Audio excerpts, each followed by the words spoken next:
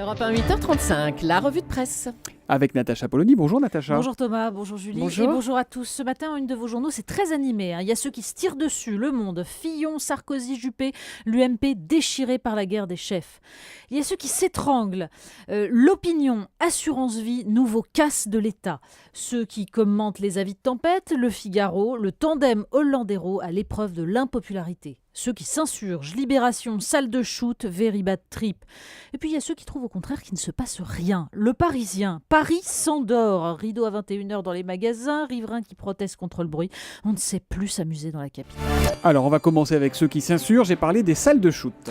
Oui, parmi les festivités de la capitale, donc la salle de shoot du 10e arrondissement qui était comme un point de fixation. Après l'avis défavorable du Conseil d'État, Libération en fait un marqueur du quinquennat. Après avoir renoncé à plusieurs réformes de société, écrit Éric de Couty, François Hollande ne peut reculer une fois de plus. Éric Favreau et Michel Henry reviennent sur les expériences à l'étranger qui prouveraient non seulement une baisse de la mortalité chez les consommateurs, ce dont personne ne doute, mais également qu'il n'y a pas de nuisances supplémentaires dans le voisinage, ce qui laisse dubitatif les riverains. Dans le Figaro, le docteur Xavier Lacaille, chef de service à l'hôpital Sainte-Anne, plaide plutôt, lui, pour l'ouverture de lits d'hospitalisation pour les cas sévères. En tout cas, comme le constate David Guévard dans le Courrier Picard, à cause de la méthode suivie par les promoteurs des salles de shoot, le passage en force, le sujet n'avance pas. Une nouvelle preuve de l'inquiétant creusement des fractures idéologiques sur les questions de société. Vous nous emmenez Natacha en Seine-Saint-Denis grâce à M, le magazine du Monde. Oui, et là c'est un article édifiant sur le quartier d'affaires de la Plaine Saint-Denis et ses salariés qui ont l'impression de débarquer dans la jungle. Message des entreprises, mais non, tout se passe très bien.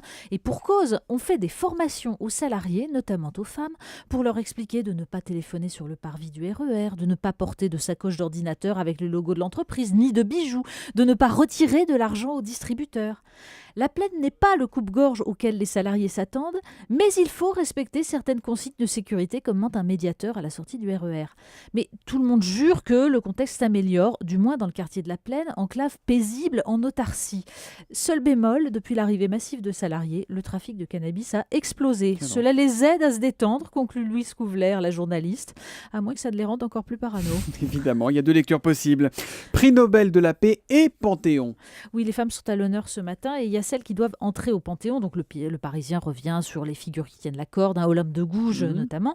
Dans le Figaro, dans le Figaro, l'historien Marc Fumaroli analyse ce choix devenu si complexe entre instrumentalisation politique et nécessité de vivifier le passé.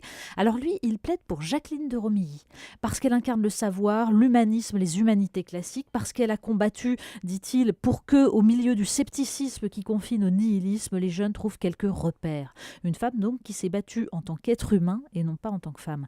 Mais l'autre figure omniprésente ce matin mène un combat, lui, beaucoup plus immédiat, beaucoup plus violent. Malala, la jeune pakistanaise victime des talibans et qui est en lice pour le prix Nobel de la paix, elle est en une de elle. Plus belle et plus fière d'ailleurs que le mannequin qui pose pour le sujet mode. Elle raconte le choix de son père d'élever sa fille aînée comme un garçon, son choix à elle de ne pas cacher son visage, même aujourd'hui où il est abîmé par la balle qui lui a traversé la tempe. Un jour, au marché, explique-t-elle, ma mère m'a dit « Tu devrais te couvrir, les hommes te regardent ». Je lui ai répondu « Moi aussi, je les regarde ». Alors un peu plus loin dans le magazine, il y a un entretien avec Alain Finkielkraut, oui encore lui, à propos de son livre sur l'identité française. C'est-à-dire qu'il est partout cette semaine et il parle de la singularité française que constitue la visibilité du féminin. Il fait l'éloge de l'élégance féminine, de la combinaison entre l'égalité et cette différence originaire entre hommes et femmes. Et surtout, il cite Mona Ozouf. La France est une patrie féminine et littéraire. Oui, à nous de faire en sorte qu'elle le reste. Donc Jacqueline de Romilly au Panthéon. Eh bien, Natacha a voté pour le Panthéon. C'est un peu la positive attitude ce matin dans La Croix. Oui, et c'est une revue lancée par le journal La Croix, L'énergie du monde. C'est une revue sur tous ces articles qu'on ne remarque pas dans la presse parce qu'ils parlent de ce qui va bien, de gens formidables qui embellissent le monde et qu'on n'entend pas assez souvent, même dans ma revue de presse. Alors, il y a un pharmacologue qui lutte contre l'arsenic qui empoisonne les eaux du Gange. Il y a une interview magnifique du poète Christian Bobin qui nous parle du livre ouvert des visages que nous rencontrons. Ça fait plaisir. Ça fait du bien, c'est vrai. Natacha, on termine avec un papier. Alors là, pour le coup, c'est moins positive attitude, c'est les publicités sexistes. Oui, c'est dans Grazia. Donc voilà, les pires publicités sexistes qui sont regroupées dans un livre, les pubs que vous ne verrez plus jamais. Alors il y a le fameux messieurs, vous qui aimez la bonne cuisine, offrez-lui une super cocotte. Ça, c'est les années 50. Celle qui menace. Voilà, la publicité qui menace si ces messieurs n'achètent pas les pulls qui sont présentés de remplacer la jeune femme nue par un mannequin homme. Alors le comble, évidemment, Jimmy Savile, vous savez, ce présentateur de la BBC, torse nu avec un cigare, la bouteille de whisky et le slogan « Savourer un 12 ans d'âge ». Bon, il a été accusé depuis d'être un prédateur sexuel, donc c'est très malvenu.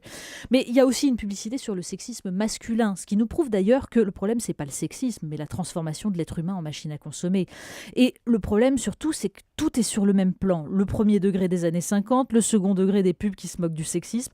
Alors, je pense que la femme sera réellement l'égale de l'homme le jour où les féministes auront aussi le sens de l'humour. Le politiquement correct finira par nous tuer, Natacha. Merci beaucoup. Europe 1, 8h40.